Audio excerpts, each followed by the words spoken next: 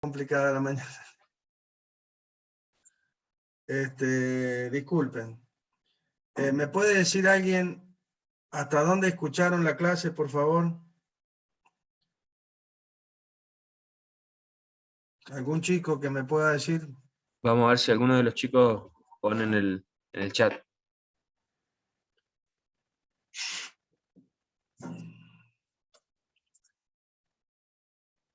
O un segundo, ya lo verifico en la grabación. Un segundo.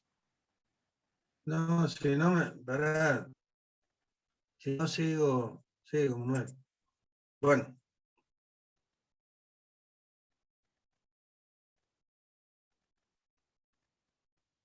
Lo que estuve diciendo básicamente cuando se cortó y no me di cuenta, disculpen, es que nos quedaba ver el centro instantáneo 2.4. El centro instantáneo 2.4 es un centro de velocidad. ¿Por qué? Porque pertenece a dos eslabones que se están moviendo.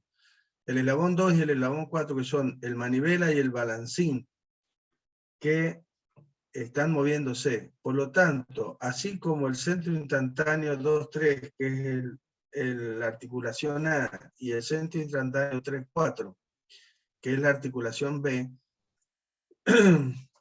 se están moviendo con una determinada velocidad. El centro instantáneo 2.4 es un punto que tanto pertenece a 2 como a 4 y que tiene velocidad. Eso lo vimos la semana pasada y determinamos el vector que representaría la velocidad del punto I2.4. ¿Estamos de acuerdo? Bien. También dije que de la misma manera como el punto A, nosotros podemos determinar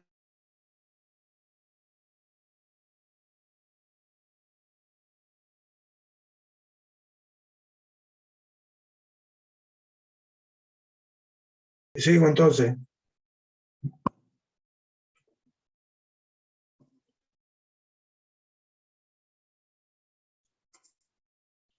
¿Sigo, Manuel?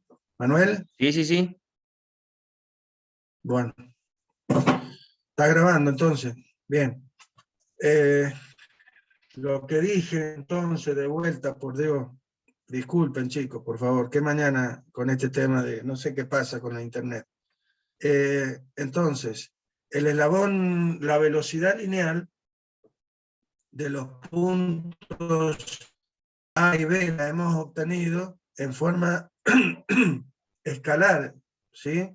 Pero sabemos que esta ecuación tiene su forma vectorial, que es el producto vectorial de omega por el radio. Y sabemos que esos tres vectores, dije cuando se cortó, que estos tres vectores son perpendiculares. Ese criterio ya lo tenemos, ese concepto. Entonces, el vector BA, como dije antes, será un vector que es perpendicular al eslabón 2 y estará hacia la izquierda. Lo mismo va a pasar con la velocidad del punto B, que va a ser perpendicular al eslabón 4 y va a tener también sentido hacia la izquierda. ¿Por qué? Y porque el eslabón 4 tiene que acompañar al eslabón 2, porque el eslabón 3 que los une es un eslabón rígido. Por lo tanto, este eslabón 4 está obligado a seguir al eslabón 2. Si no, este eslabón 3 sería un eslabón elástico, si no lo hiciera. Y entonces el omega 4 va a estar en sentido antihorario como el eslabón 2, que lo hemos fijado nosotros, al sentido del eslabón 2. ¿Qué pasa con el sentido de rotación de omega 3, del omega 3? Rápidamente, por la duda que ya lo hayan escuchado, pero es que realmente estoy en la duda.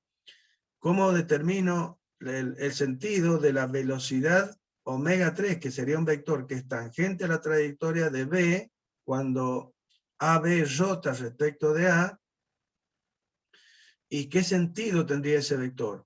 Tangente a esa trayectoria y perpendicular al eslabón AB. Y eso lo vemos analizando qué pasa con el eslabón 2 y el eslabón 4. El eslabón 2 está ascendiendo, o sea, todavía no ha llegado a su máximo, ¿sí? Va a ser su máximo cuando esté coincidente con el eje Y. En cambio, el eslabón 4 ya pasó esa situación, está descendiendo. Entonces, el eslabón 2 está ascendiendo y el eslabón 4 está descendiendo. Quiere decir que este punto está bajando y este punto está subiendo. Por lo tanto, este eslabón 3 tiene un movimiento de rotación horario. Su omega 3 es en sentido horario. Y lo que también dije es que si yo miro esa rotación desde el punto A, o sea, veo qué hace B desde A, con ese sentido, veo que el punto B baja. ¿Sí? En cambio, si miro a desde B, con ese sentido de rotación, veo que A asciende. ¿Por qué? Y porque el omega de la barra es el mismo, lo mire desde un punto o de otro punto. Esa es la cuestión de la relatividad. El hecho de que depende del punto donde yo mire, ¿sí? El punto que yo tomo como referencia es lo que voy a ver que hace el otro punto. Vuelvo a repetir, si yo veo a B desde A, voy a ver que el punto B está descendiendo, o sea, está rotando según omega 3. Pero eso mismo, si yo veo a desde B, voy a ver que A está ascendiendo, ¿sí? Porque el omega es el mismo para todos los puntos de este cuerpo. Eso lo vamos a ver también cuando hagamos el trazado en relación con los vectores relativos, de ver el vector relativo de B respecto de A y de ver el vector relativo de A respecto de B, para que vean cómo cambia el sentido de ese vector relativo. Y ahí viene el concepto de relatividad también. Bien. Vamos al punto 2.4, finalmente. El punto 2.4 entonces es un punto de velocidad. Por lo tanto, ya encontramos qué dirección va a tener. Dijimos que ese punto, por pertenecer tanto al 2 como al 4, va a tener una velocidad y esa velocidad va a estar representada por un vector. Así como el punto I23, que es un punto que pertenece al eslabón 2, tiene una velocidad v sub a que es perpendicular al eslabón, en este caso, o sea, al radio que va desde el centro de rotación hasta el punto en cuestión, que en este caso coincide con el eslabón, es un vector que es perpendicular y que tiene el sentido de omega. Este punto, que también pertenece al eslabón 2, va a tener un vector que va a ser perpendicular al radio que separa al punto de su centro de rotación. ¿Y cuál es esa distancia? Lo vimos ya esto la semana pasada. Y va a ser esta distancia, básicamente. Entonces, ¿por qué? Porque estamos considerando que la forma, imaginariamente, podemos imaginar que la forma del eslabón 2 es este triángulo que está acá, donde el I24 es parte de ese triángulo. Entonces, la distancia que separa al punto I24 del centro I12 es esta distancia que tenemos acá. Por lo tanto, la velocidad va a ser perpendicular y su sentido va a ser hacia abajo porque hemos elegido un omega antihorario. El módulo va a depender de esta distancia por omega 2. Entonces acá tenemos velocidad del punto I24 igual a omega 2 por la distancia I24, I12. De la misma manera, la velocidad del punto I24 como perteneciente a 4 va a ser lo mismo. Yo puedo imaginar que el eslabón 4 es también un eslabón triangular, ¿sí? Que tiene esta forma así, de este triángulo, ¿sí? Por lo tanto, este punto es parte de este eslabón 4. Si el eslabón 4 rota respecto del centro I14, o sea, el punto B es un punto que sigue una trayectoria circular debido a la rotación del eslabón 4, donde la velocidad es tangente, la velocidad lineal es tangente a esa trayectoria y perpendicular al radio correspondiente, que en este caso es el eslabón 4. Lo mismo va a pasar con el centro instantáneo 2,4. Este punto, como perteneciente al eslabón 4, va a seguir una trayectoria circular, ¿sí? Circular, con centro ¿en quién? En el centro instantáneo 1,4. Por lo tanto, el radio de ese punto será el que separa al centro instantáneo 2,4 de su centro de rotación, que es el I14. Por lo tanto, el vector velocidad, como tiene que ser el mismo, ¿no es cierto?, es este vector que va a ser perpendicular a este radio y que va a tener una velocidad idéntica como perteneciente al eslabón 2. Por lo tanto, de ahí podemos despejar el omega 4. ¿Sí? Entonces, el uso del eslabón del centro instantáneo 2,4 es un punto que relaciona directamente el eslabón de salida con el eslabón de entrada.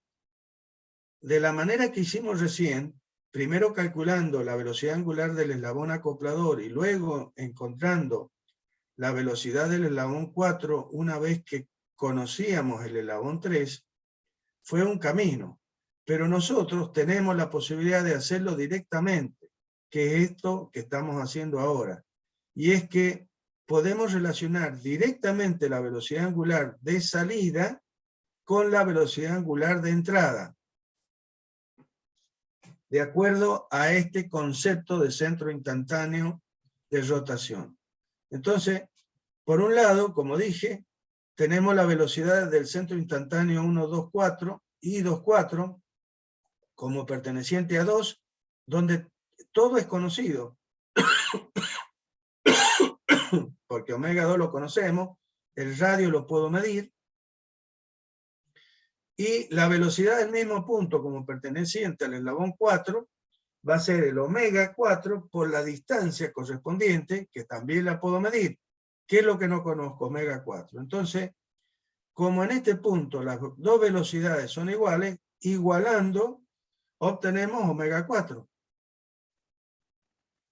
Como en función de omega 2 y de los radios correspondientes. Bien. Y hemos, vuelvo a repetir, en un solo paso hemos obtenido qué velocidad angular tiene el eslabón de salida en función de la velocidad angular del eslabón de entrada.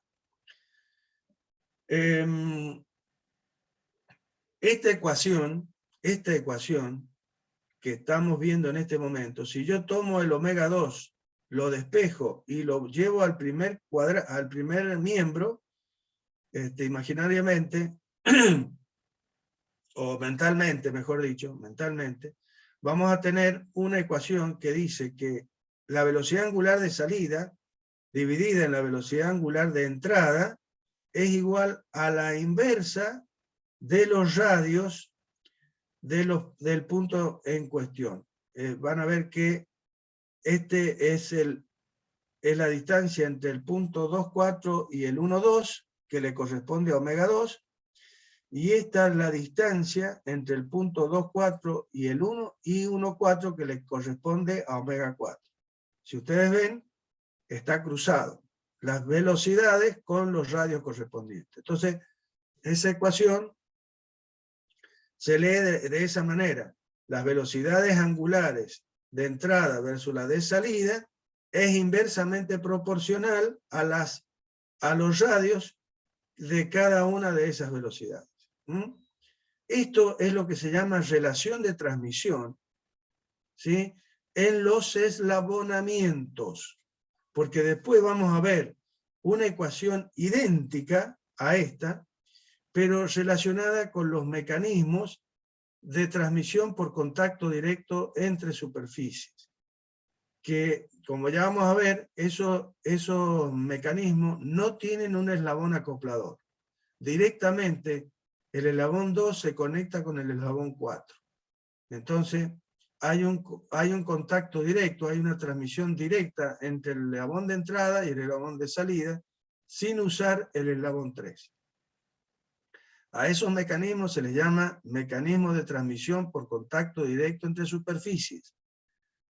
Estos son los llamados eslabonamientos. Por eso estoy diciendo que esta es la relación de transmisión en el caso de eslabonamiento. ¿Ah? Perdón, como ya vamos a ver, la ecuación tiene la misma forma, tiene la misma estructura. Lo que va a cambiar básicamente son estos valores de los radios. ¿Ah? Van a ser diferentes, pero en sí la ecuación es la misma y tiene la misma, el mismo criterio o concepto. El hecho de que yo estoy relacionando directamente la salida de la velocidad de salida de un eslabón en función de la velocidad de entrada del eslabón, directamente. Bueno, con esto, no, perdón, disculpe, nos está quedando uno todavía. Lo mismo pasa con el mecanismo de manivela biela corredera. Va a ser exactamente lo mismo. Vamos a tener que determinar, como dije anteriormente, los centros instantáneos, tanto de inspección como de virtuales, que ya lo sabemos hacer, ¿sí? No lo voy a repetir, teniendo en cuenta que el centro instantáneo 1,4 se encuentra en el infinito, en la dirección de la perpendicular a la dirección de desplazamiento de la corredera, porque vuelvo a repetir por enésima vez que esa sería la dirección del radio de la trayectoria que sigue la corredera, que en este caso es una línea recta. ¿Ah? Bueno, entonces en función de esa variación nada más, es que vamos a determinar los centros instantáneos tanto de inspección, de simple inspección, como los virtuales, que son el I1.3 y el I2.4. Lo mismo que en el caso anterior, el concepto que estamos aplicando es el del centro instantáneo de rotación, que es un punto que pertenece a dos cuerpos y tiene la misma velocidad en ese punto. Por lo tanto, si yo tengo un mecanismo, a mí me han dado un mecanismo de manivela, biela, corredera, disculpen, chicos, continúo con mi garganta mal, así que disculpen. Voy a tener que, como dato, este también es un mecanismo de un grado de libertad, por lo que ya sabemos. Entonces voy a tener todos los datos referidos a mi eslabón de salida. Podría tener todos los datos correspondientes a este eslabón, como entrada, perdón, dije salida aquí, eslabón de entrada, perdón, el eslabón 2. Yo podría darme todos los datos de este eslabón, o me podría dar todos los datos de este eslabón, ¿sí? Va a depender de qué mecanismo estemos. Si yo me doy los datos correspondientes al eslabón corredera, es porque estamos pensando en un motor de combustión interna. Entonces ingreso por el eslabón corredera y voy a salir por el eslabón manivela 2, que va a ser el cigüeñal y por lo tanto donde vamos a lograr la potencia de salida hacia la rueda. Si yo ingreso por el eslabón 2, quiere decir que estoy con un compresor, estoy comprimiendo aire. Digamos, si lo relacionamos con las cosas prácticas correspondientes a cada uno de estos mecanismos. El mismo mecanismo utilizado en dos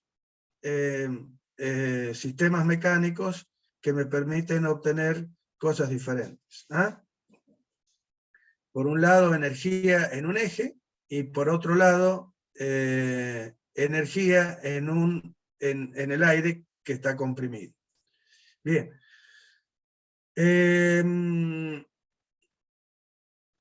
Entonces, supongamos que estamos analizando un compresor, y entonces tenemos todos los datos correspondientes al eslabón 2 de entrada. Entonces necesitamos saber qué velocidad angular tiene la barra 3 y qué velocidad lineal va a tener mi corredera. Además de la velocidad del punto A y de cualquier punto que pertenezca al eslabón 3, si es lo necesario. Bien. Como siempre, vamos a empezar por el lado del mecanismo del cual conozco algo. Esto es una constante, cualquiera sea el método que yo utilice. Siempre voy a empezar por el lado del mecanismo del cual tenga los datos. Entonces, por eso empiezo por determinar la velocidad del punto A. ¿En función de quién? Del omega de la barra 2, que es la barra de entrada. De C el omega, C el radio correspondiente, que es la longitud misma del eslabón, omega 2 por la distancia, el radio entre I12 e I23, que sería esta longitud, y que para el eslabón 3, ¿sí? Como este punto también le pertenece al eslabón 3, la velocidad de ese punto, como perteneciente al eslabón 3, va a valer el omega 3 de la barra por la distancia que hay entre ese punto y su centro de rotación, I13. ¿Sí? Vuelvo a repetir, ya hicimos en la clase anterior, ya vimos cómo determinar el I13 para este caso, no lo voy a volver a repetir, ¿sí? Pero ya lo saben, cómo obtuvimos el I13 y cómo obtuvimos el I24. Bien, entonces tomo la distancia correspondiente al punto A, o I23, respecto de mi centro instantáneo I13, que es el centro de rotación de cualquier punto del eslabón 3, o sea, el eslabón AB. Por lo tanto, igualamos esta ecuación y de ahí despejamos omega 3 en función del omega 2 y de los radios correspondientes. Para el eslabón 4 vamos a hacer exactamente lo mismo. El omega 3 ya lo conozco, lo he obtenido en el paso anterior, por lo tanto, la velocidad del punto B como perteneciente al eslabón 3 va a valer omega 3 por la distancia entre el centro 3, 4, y, que es el punto de cuestión que estoy analizando, y el centro de rotación de el eslabón 3, que es el I13. Bien, y la velocidad B sub B del omega 4, pero como perteneciente al eslabón 4, como ya vamos a ver, ¿qué pasa con esa? ¿Cómo es esa distancia? Esa distancia es infinita, por lo tanto, ¿qué va a pasar con el omega 4? Directamente el omega 4 va a ser 0, porque si igualamos esta ecuación con esta ecuación y despejamos omega 4, acá vamos a tener un valor, ¿sí?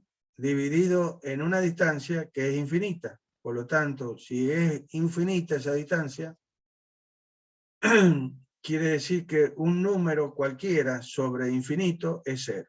Por lo tanto, la velocidad angular de la barra 4 es 0, como no puede ser de otra manera. ¿Por qué? Porque es una barra infinitamente larga que, digamos, no va a tener rotación. El cuerpo tiene solamente traslación. ¿Cómo obtengo la velocidad del punto B? Y directamente la velocidad de B va a ser el omega 3 de la barra 3 por la distancia que hay entre el I34 y el I13. ¿Mm? Bien. Bueno. Listo con esto. Esto no es para ustedes. Así que vamos a irnos de acá y nos vamos a ir a las aceleraciones. En el poco tiempo que nos queda,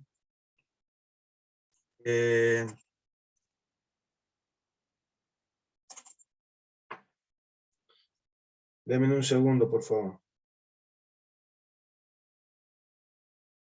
¿Me están escuchando todos, por favor? Manuel, Manu. Sí, se escucha perfecto, se escucha perfecto. Igual queda 1 minuto de este módulo y se corta y abrimos el otro. Aunque vamos a tener 15 minutos nada más. Bueno, no importa, de cualquier manera lo mandás de vuelta, man. ¿Sí? Bueno, miren, esto es parte de los PowerPoint que tengo para los chicos mecánicos. Les vuelvo a repetir, así como en velocidad, en el Norton se ve primeramente una parte analítica,